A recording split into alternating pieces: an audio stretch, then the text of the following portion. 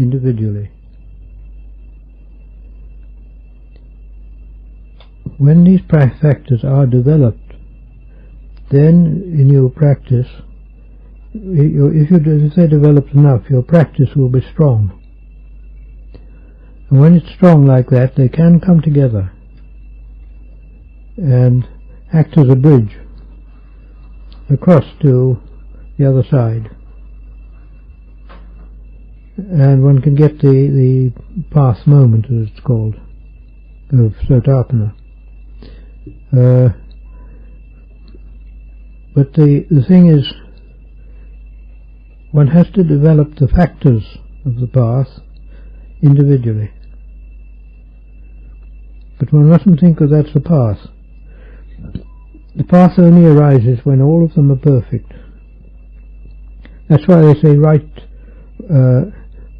view, right attitude, right speech, action, livelihood, right effort, right mindfulness, right samadhi. They're all right. In other words, they're in effect perfect, you can say. When they're all perfect, then the path takes place. But the developing of those factors must be done bit by bit. And only when they're developed can the path arise.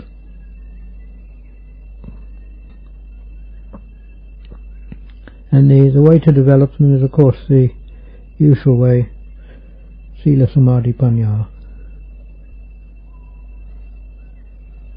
When they're developed, then the path arises and it becomes Vimutti Jnana Dasana, the freedom and the seeing of freedom.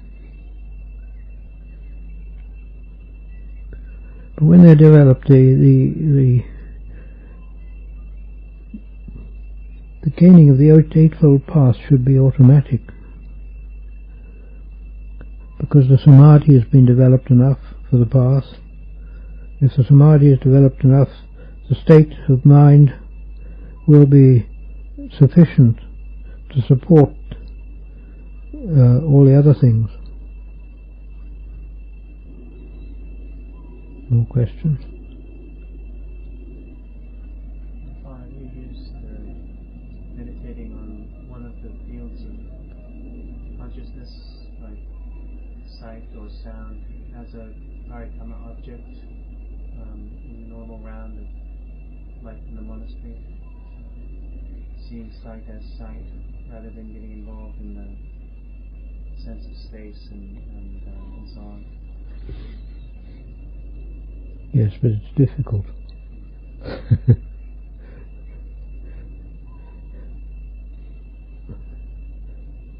It's rather like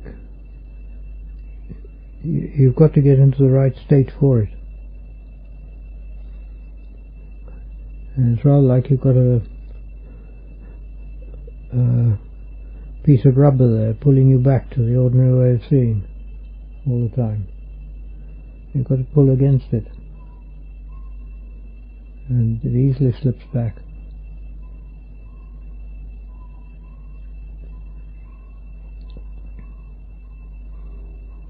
It can be done, but there's no harm in trying it.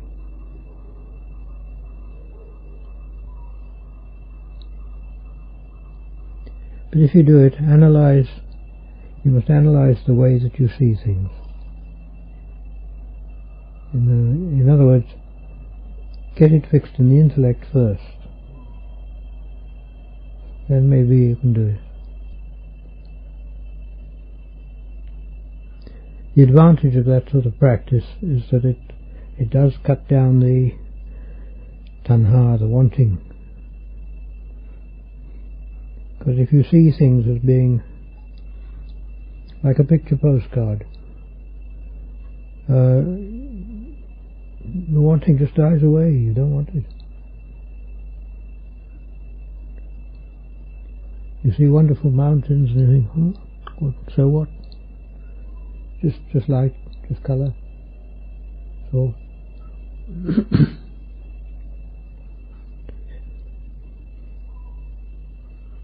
senses are not given as a regular meditation for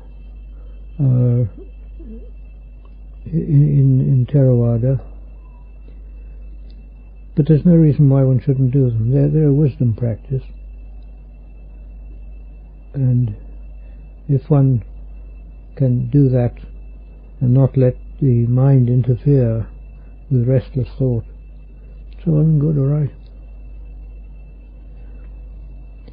I don't think that practice is particularly harmful either, because if you can see things properly, it's only that you realize that the nature of things is just that they're images inside one. That's all.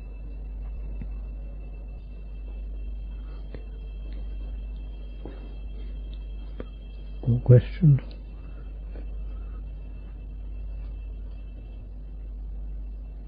Try to develop some kind of a state of acceptance. You try to develop calm. How can one make sure that doesn't arise some kind of carelessness?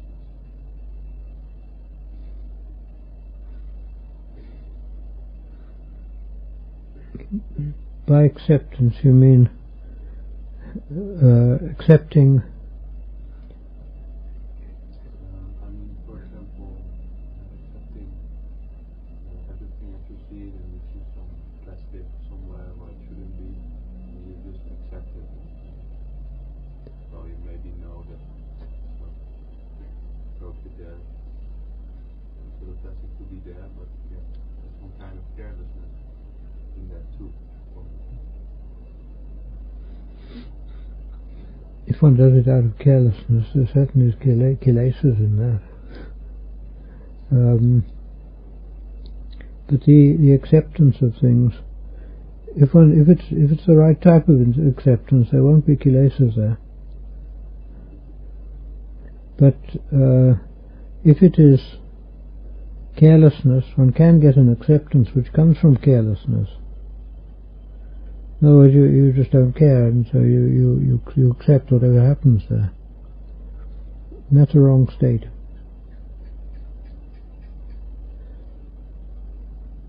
The carelessness there is something which one shouldn't have. That carelessness goes right against what the Buddha taught, that one must be careful. Must always be careful. And if one practices that, I don't think that careless state would come up. Because he said one must always be careful, watchful, and be aware of what one's doing, which means mindfulness. Because when we're in the world, it's very easy to make karma. It's very easy to make bad karma.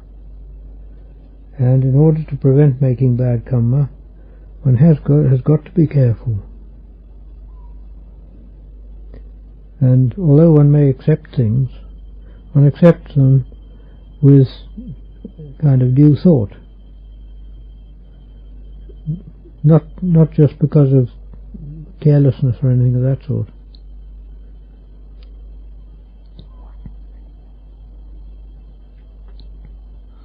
In other words, one has to be thoughtful and question things. Question whether one should do this. Is it right? Is it against the sila? Am I the right person to do it? Whatever it is.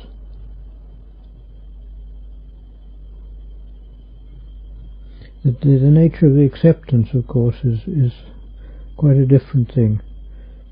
That means that one accepts, because one sees the nature of something, and one realizes that thing is quite separate from oneself, that it's something which maybe one shouldn't be interested in. And so one just leaves it alone. But it depends on what it is. some things make one be very careful. If you're out in the jungle and you meet a tiger, you're not careless. Carefulness is there, quite automatically.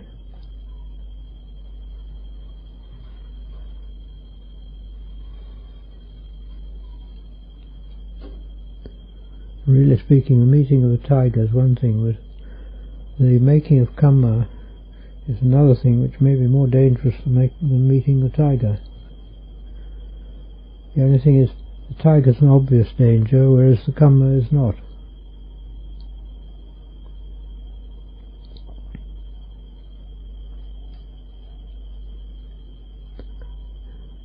Because we can make bad kamma very easily.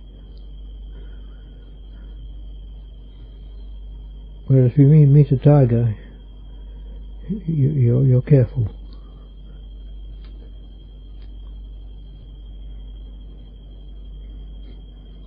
There's the old joke. Man said, if I was in the forest, I met a tiger, I'd pick up some shit and throw it at it. And the other man said, how do you know there'd be shit there? He said, it'd be right behind me.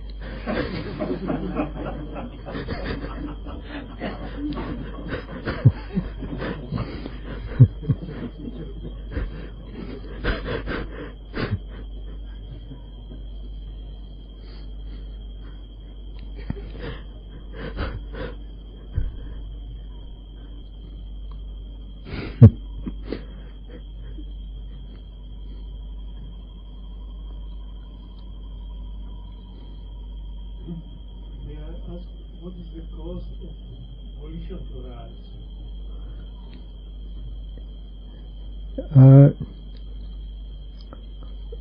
When the circumstances, external and internal, bring about the experience of something lacking, then there's the wanting, and the volition arises. It's really, volition tends to arise because we feel we lack something, and the lacking something comes down to dukkha. There's discontent, and the volition tends to arise because of discontent.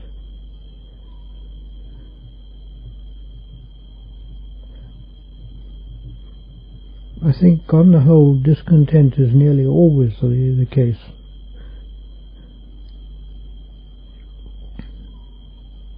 I mean, if you cross the road and you suddenly see a bus bearing down on you, you jump. There's the discontent arises, so one might be run over by that bus. So one jumps, and the volition's very strong. If one smokes and one has the feeling that one wants another cigarette, one hand goes into one's pocket and one puts it in and lights it. This is a volition, because there's a discontent, something lacking. If one is eating and you see a nice bit of food there, the discontent is I want the pleasure of that food, so you grab it and eat it.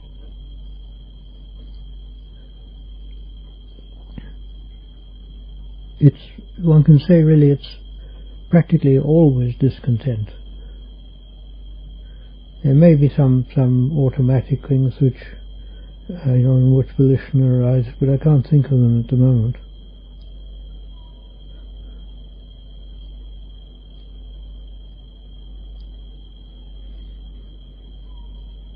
Discontent and the wanting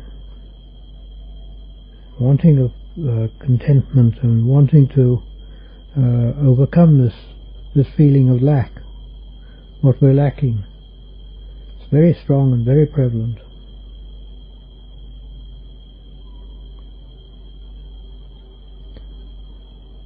It's not like water. If you've got water there, if there's a hole anywhere, it flows out. And the hole could be big or small. And the discontent is like the water flowing out that place.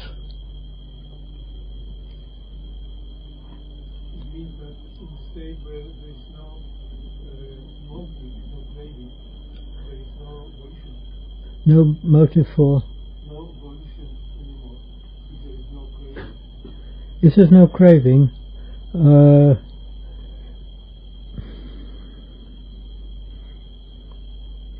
if the craving's gone, the volition must go. If the volition goes, it means one gets to Nibbana. If one's in Nibbana, it ceases to be volition in the same way.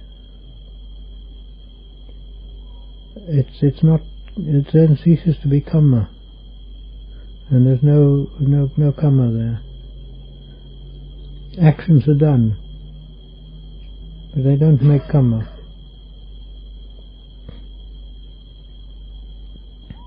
But that's for the Arahants, not for us. Even with good things, I think the volition is still the lack of something. In good things that you should do, that are right, there can be the wanting to do them, because one feels one's going to gain from it. One feels one's lacking that.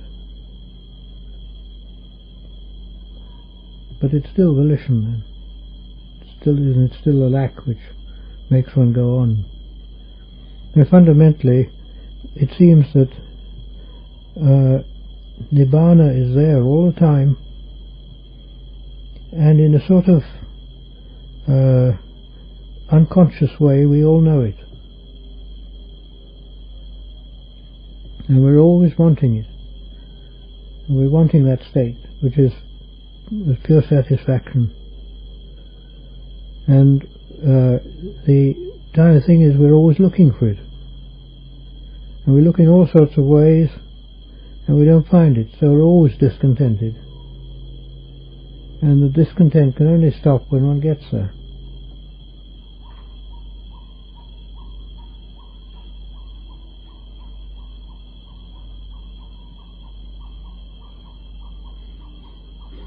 The questions have dried up.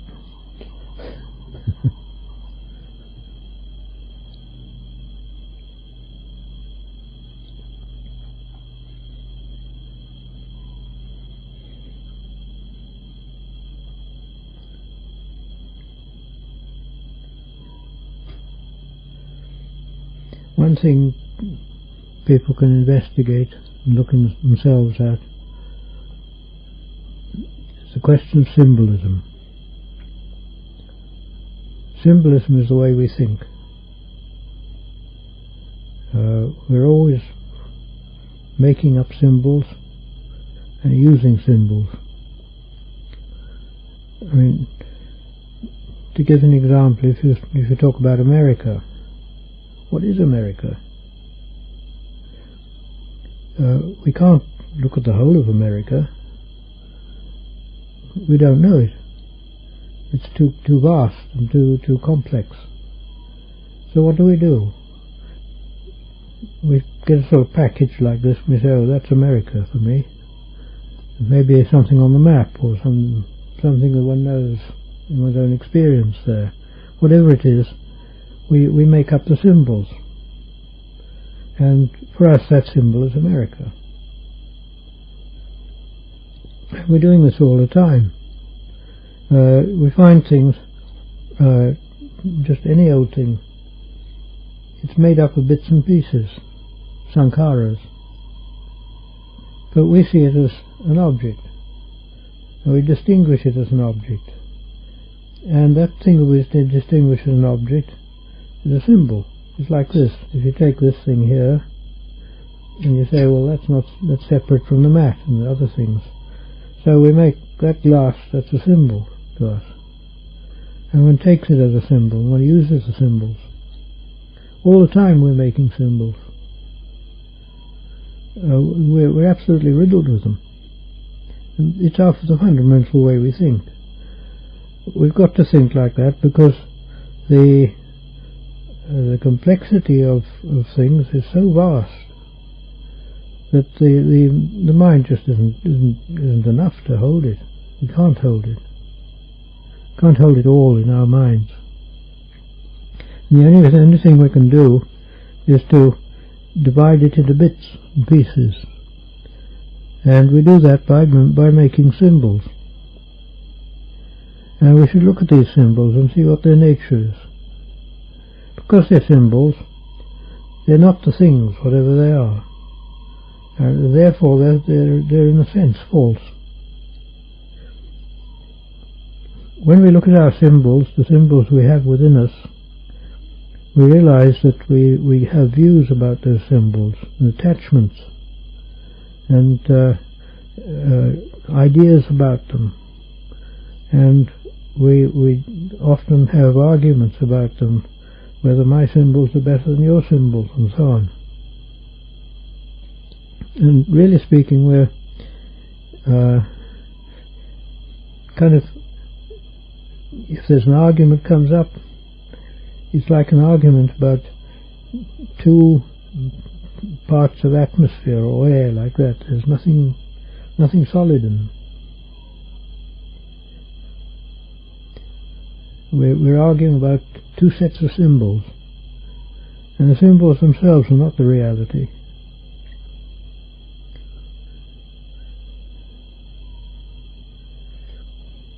Symbolism is very important and very widespread, and it's worth looking at.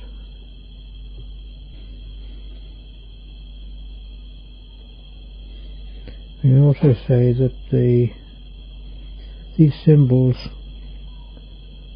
in one's mind, they tend to die away.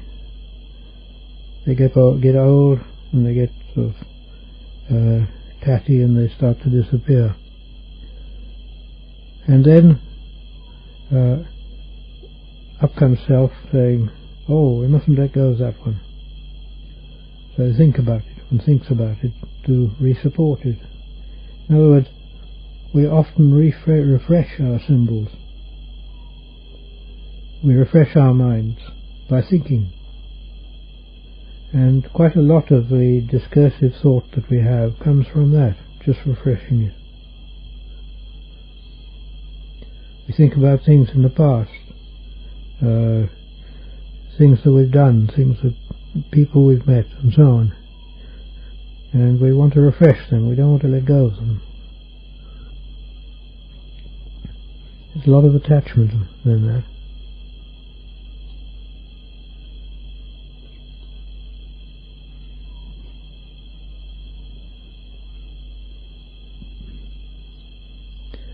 I'm getting old now, and my memory is not as good as it was.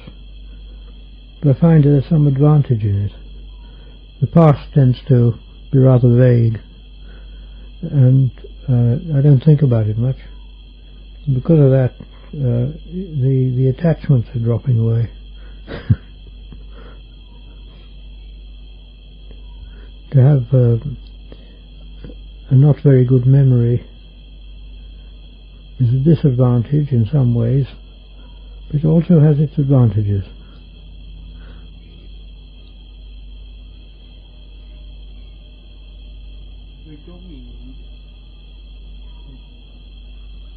We need to have good memories. Like, that's the one thing I like about being in the Congo is because, you know, when I started out here, I was in rough shape. I didn't have a lot of good memories. All I remember things, a lot of bad things I did, and I had bad self-opinions of myself.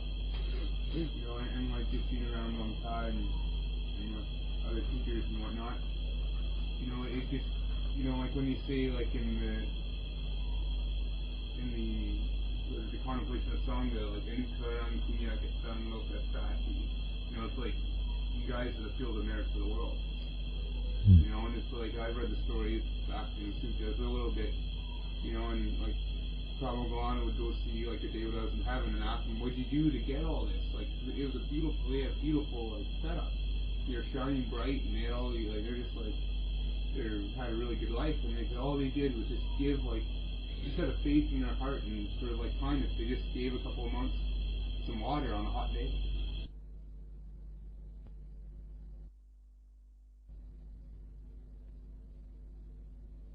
Good, like, sensual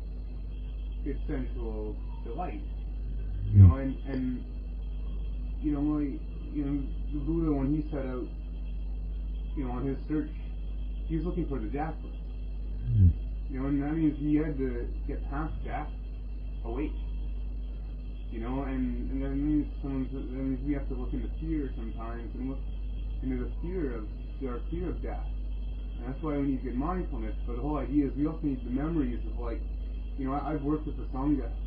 You know, I've done my best to, like, try and serve them and like, sort of, you know, get on with them and bend my back for them and, you know, love them and take care of them the best I can according to my ability. And, like, if one's ever faced with this challenge when death or fear comes up, one needs memory. One needs to know that, like, you know, what one's past meditation experiences, like, hey, I've gotten a little bit somewhere. Okay, I accept this fear. You know, let's not fight it, but let's just see it. You know, or let's just hope that it doesn't. That, you know, you have the karma or the protection of the Buddha Dhamma Sangha developed in your heart. So, like, I think, like, you know, you read the stories about all our own disciples, and they had to put up with a lot of basic stuff. You know, and how they did. That's why I see the importance of the Sangha. Someone to you guys that are like, I'm still alive here. Yeah, one has memories, and some of them may be good memories, some of them bad memories. But the thing is, one has to look at what the memory is. It's just thinking, just ideas coming up, symbols coming up all the time. And okay, it can be quite good if one thinks of the good things.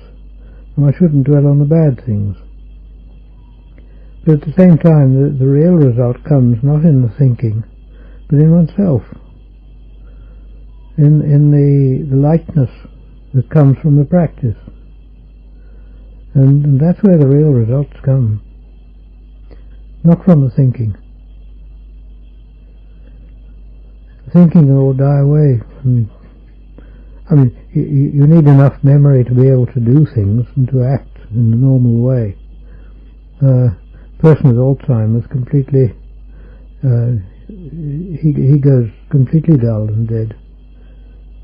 When the memory goes in that way, there's no hope. But for the normal person, memory is not the essential thing that's normally thought of. In the sense that one remembers the past and one dwells on the past and one thinks about it. It's not necessary. One can use it as an aid at times, but fundamentally the results of the practice are what matter. And they bring lightness, buoyancy,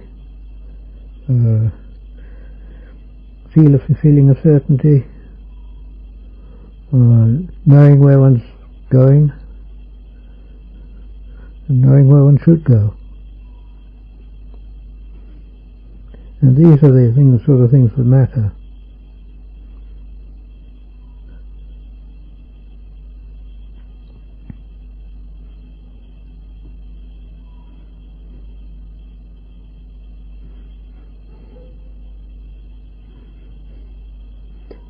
Anymore.